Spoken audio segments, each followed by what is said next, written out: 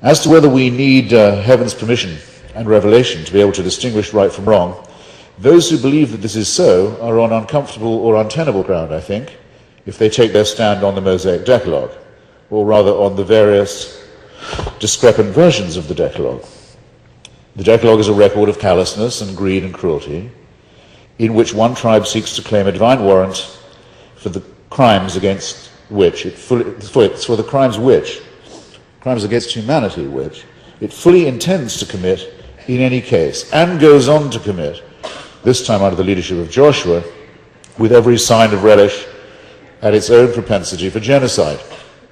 So how could this wretched state of affairs be amended? I've been challenged and asked to update and extend the Decalogue.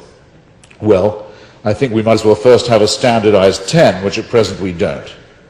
Out of a possible 10, as people say, a maximum of 4 have anything to do with morality. And these are all shalt not type commandments, they're prohibitions. If I'm permitted my own wish list, and if I'm allowed to update Arthur Hugh Clough and produce the latest Decalogue, I don't think I'll propose a New Testament-style update of the sort that orders us to love one another because, call me old-fashioned if you will, the idea of mandatory, compulsory love has always struck me as a rather sickly one, or even a sinister one, especially when it originates as an injunction from a Godhead of which, or of whom, you're also supposed to be afraid. To be ordered to love someone of whom you have to be in dread is a form of sadomasochism. It's the essence of Orwell's Big Brother cult. It's not enough to obey, you have to love the obeisance as well. It's the seedbed of the totalitarian. Love cannot be exacted. But one might argue in searching for a new code that at the very least we might enact some stern prohibitions. It's not just our modern sensibilities, I think, or our consciousness of the fragility of our survival as a species that might incline us now, if we were drawing up a code, to forbid slavery, to condemn genocide, the rape and torture of children, and the despoliation of the natural order of the world.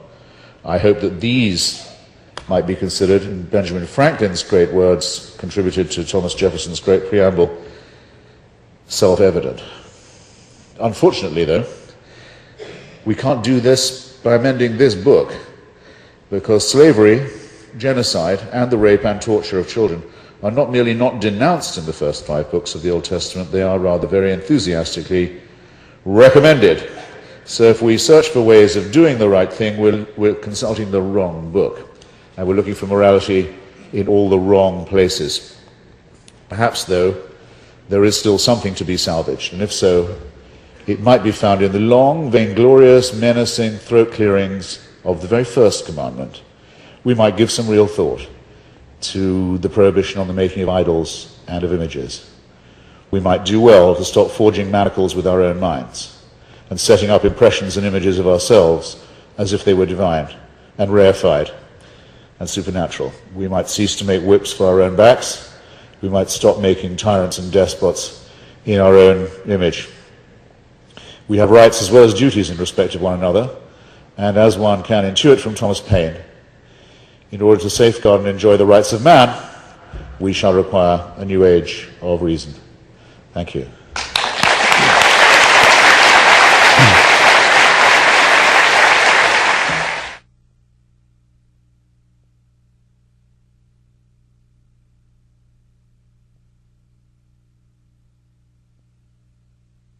Well, I think it's a very important cultural question. What are we to do with the need we have for the numinous and the transcendent when we've got rid of or talked ourselves out of or evolved beyond or educated ourselves beyond the superstitious and the supernatural? That we have not left the numinous and the transcendent behind when we've done that. The need that people have for music, for love, for poetry, for landscape, and so on isn't to be denied. It doesn't. The religious are not allowed to claim it unless they want to be pantheistic, which of course many of them do, or without realizing it.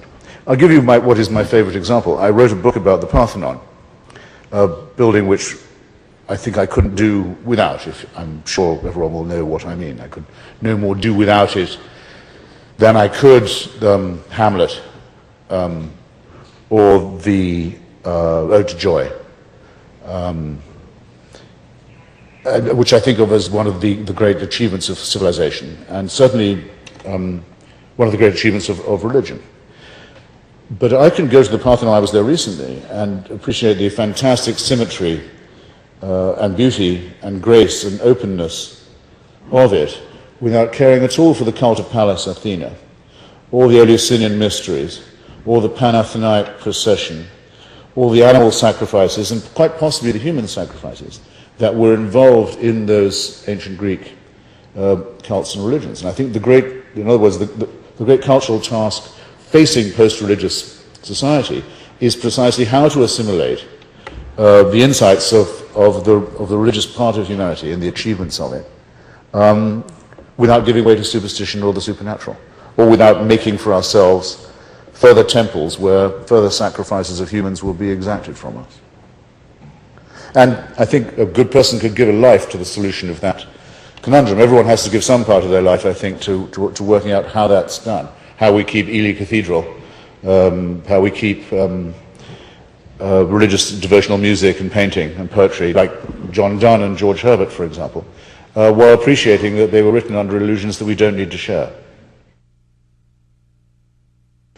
Well, I'll have to put myself in the care and safekeeping of the audience, sir. I mean, if it's thought by everyone else that I didn't discuss the text as if it were in context and as if it were of its time and of its society and of its agricultural origins and so forth, if everyone is under the same impression as you are, then I have failed. I'm not going to ask for a show of hands. Apparently I don't need one. But if, as you say, it is not to be taken literally, but only at best metaphorically, then you've made the main concession yourself. And my argument would then be, well, is there anything of non-primeval morality that this is the question I asked, that we owe to this, something that without this we wouldn't have? And my conclusion is, my argument is, that the answer to that is no. That there are many evil things recommended by this text to which we should close our ears. There are many excellent things to which we should be called, which are either not mentioned or are denied, negated in this text. So it isn't even a good metaphorical beginning. Socrates, another person for whose existence as a real person we don't have any conclusive evidence. He's only described in the work of other people. He didn't write anything or say anything himself that we know about or we can prove, but it doesn't matter because if you're an atheist, because no one human being is more divine than any other. But if what is reported of him is true, Socrates would refer to what he called a daemon, to an inner voice, a constant companion to his thoughts, that would warn him if in an argument he was making an unfair point, or stretching the evidence further than it would go, or taking advantage of a weak opponent, that it would, like a gyroscope, inwardly correct him. He once paused apparently in the middle of an argument for about 20 minutes while he worked out if his daemon was telling him that he'd gone too far or not, and when on trial for his life, said in his closing speech that he knew one thing, that nothing he'd said at the trial had met with any inward opposition from his most stern critic. The daemon is the best word for it that I think we have. Adam Smith refers to the sort of the unseen audience, the person who we're always trying to impress, and it's in his theory of moral sentiments. American colloquialism says morality is what you do when nobody's looking, what you think you can get away with, how you judge yourself when you're not going to be judged by anybody else. We all know what we're talking about, and C.S. Lewis makes a huge thing about calling it conscience, and saying therefore it must come from or be the gift of someone else. Well, I don't see why Lewis says that. Isn't it a lot less strenuous to postulate that this is innate to all people who are not psycho or sociopathic, that we want to think well of ourselves, not just be thought well of by other people, and that's just as strong an incentive for behavior as covetousness, lust, the will to power, and other things. And it predates all erections of altars, idols, and gods. So the probability is, it seems to me, that religion gets its morality from us, not the other way around.